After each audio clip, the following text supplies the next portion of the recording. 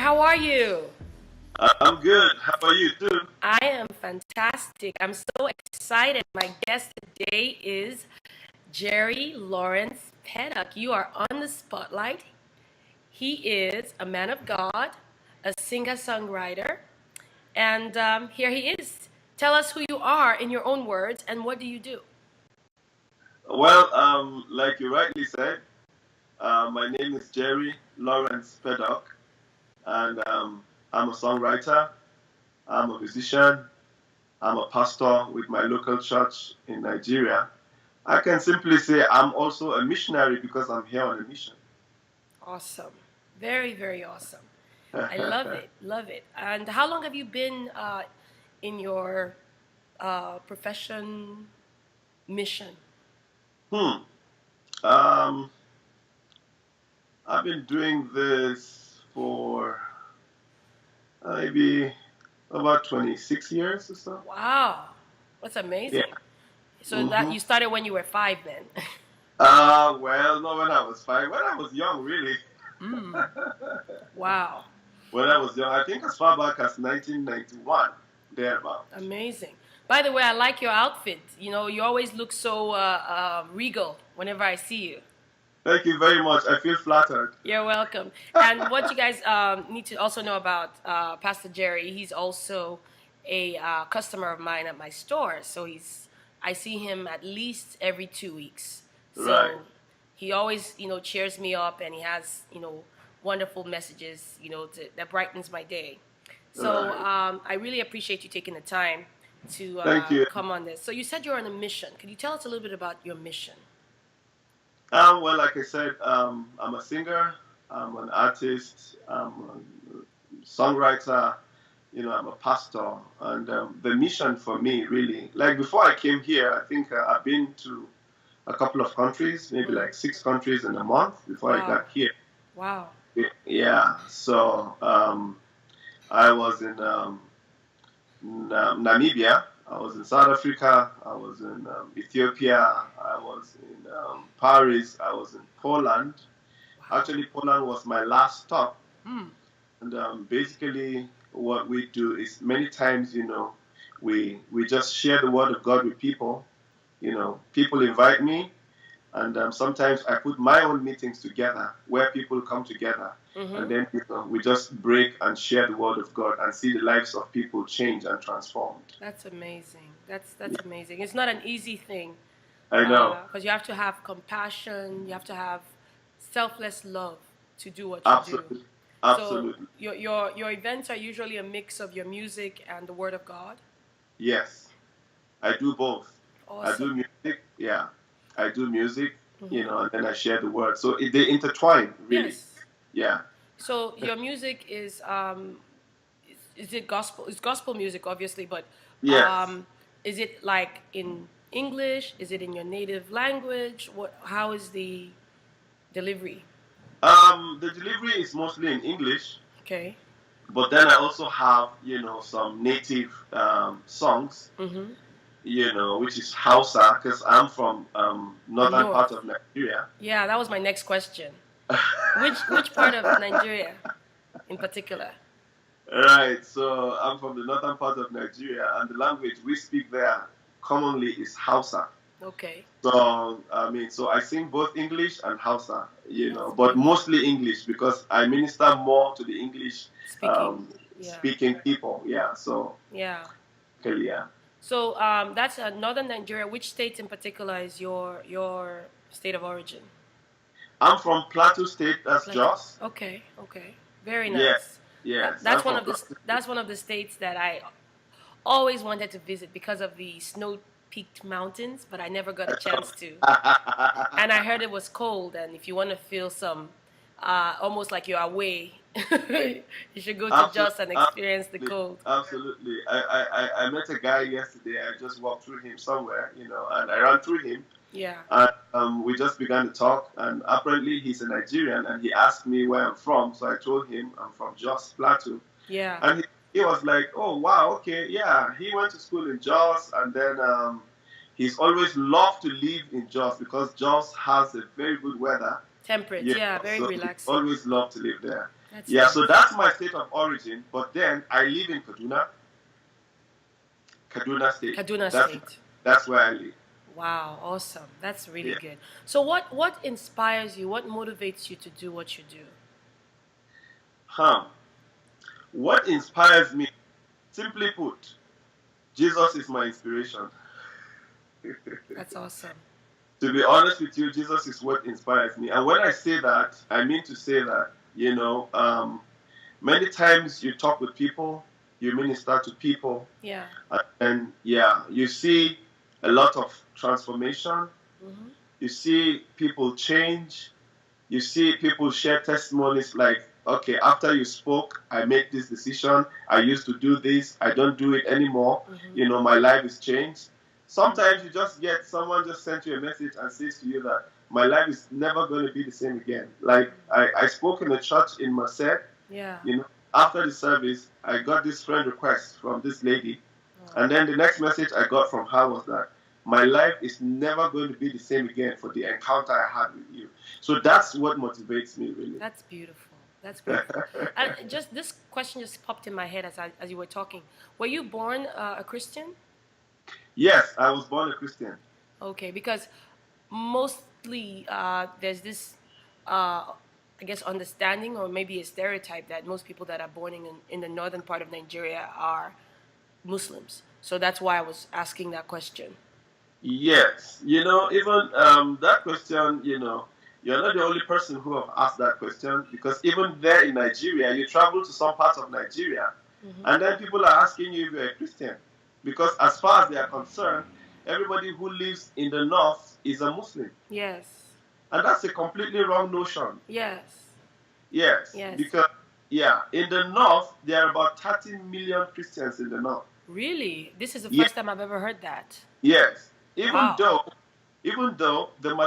the majority of the populace are Muslims, but there are over 30 million Christians in Nigeria. I mean, that's a conservative figure, really.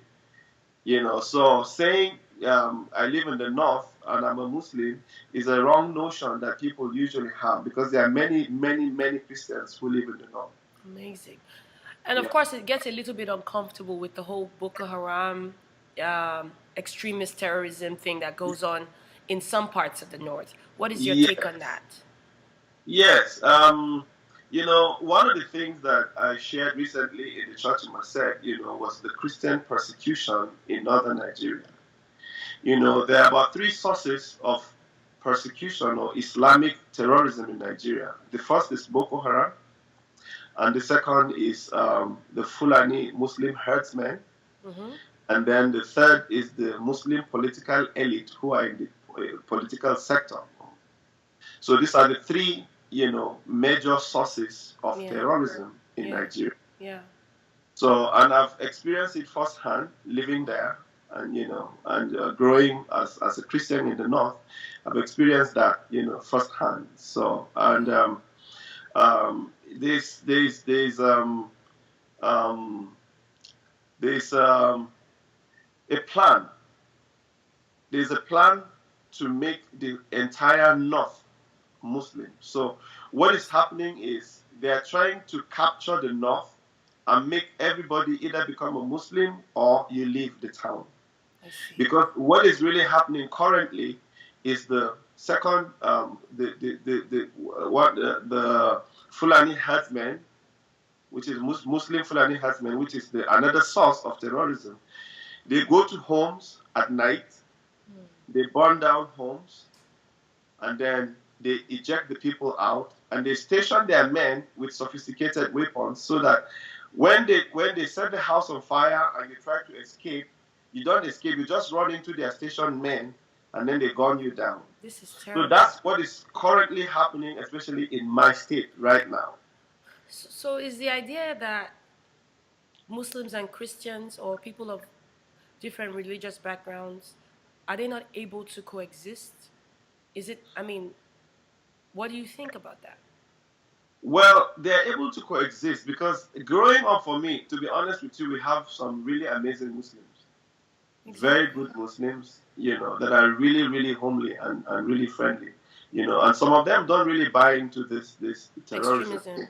yeah. Yeah, and so I mean, you you just find yourself in that kind of situation, and then the government, is politicizing it sometimes. Yeah. So that's where the problem is when the government politicizes it. Even though it is religion is an attempt to Islamize the North, but then it has some political undertone. Got you. So basically that's it. Yeah. Because Yeah. I just feel, from the outside looking in, it's not easy to understand the rationale behind that because I Yeah. feel like we're in America and for the most part, and in Mm.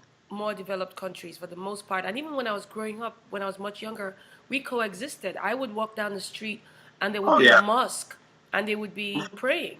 And Oh I just yeah. walked by and just accepted that that's what it was. And maybe a few doors down, there'll be a church and people are praying and having, you know, Ab- so Absolutely. I feel like we can get beyond the politicizing of it and the Yeah. persecution of it with prayer and maybe a little bit more of enlightenment on Exactly. understanding, there's no need to kill your fellow man. I don't think, I haven't read the Quran, so you might have browsed it to be able to understand it more, but I don't think Mm-hmm. that the Lord, the God of peace, which most Yes. Muslims speak of, is the same God that wants you to kill people. So, in a sense, a lot of Muslims that I've spoken to, um, they express that they do not buy into the violence and Right. persecution of other people, even if they Right. are not Muslims. So I think it's just maybe territory, more of a territorial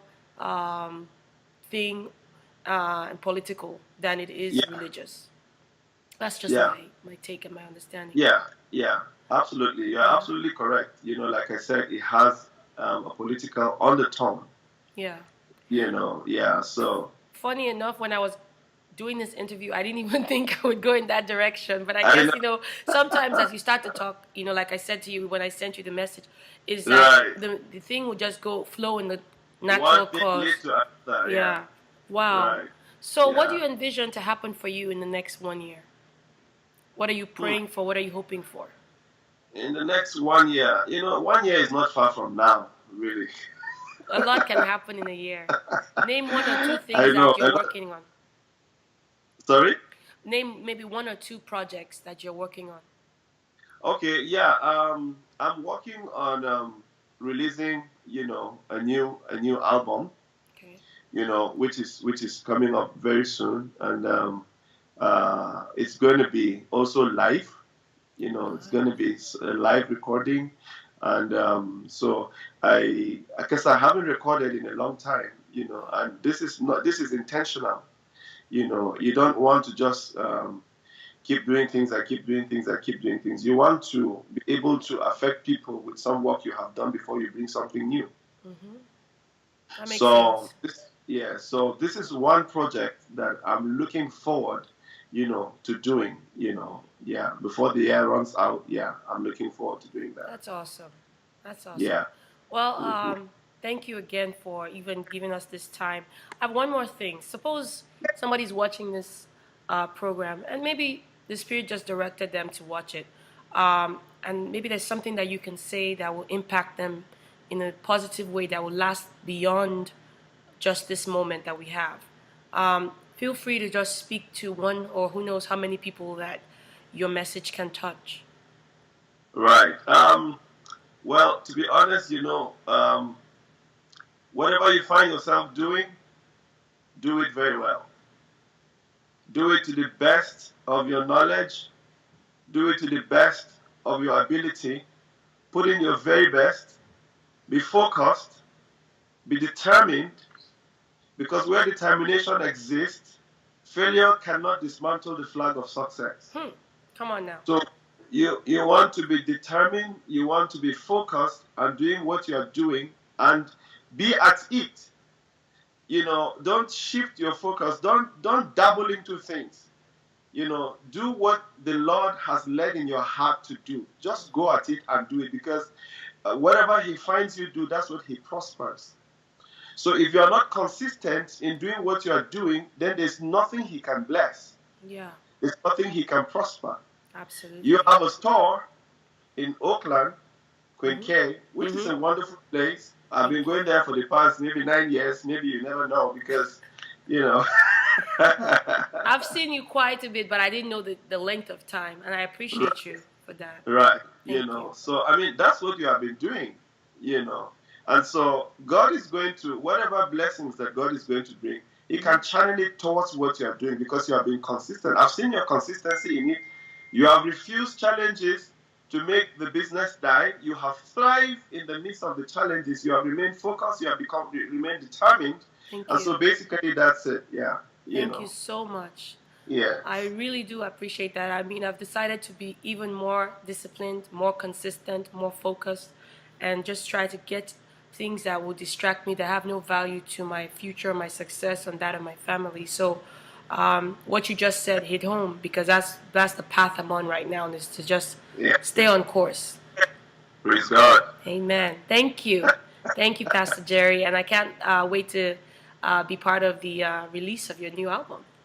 Yes, sure. I'll definitely let you know. Trust me. Thank you so much. Take care, okay? All right, then. You All have right. a good day. You too. Bye-bye. Yeah, bye.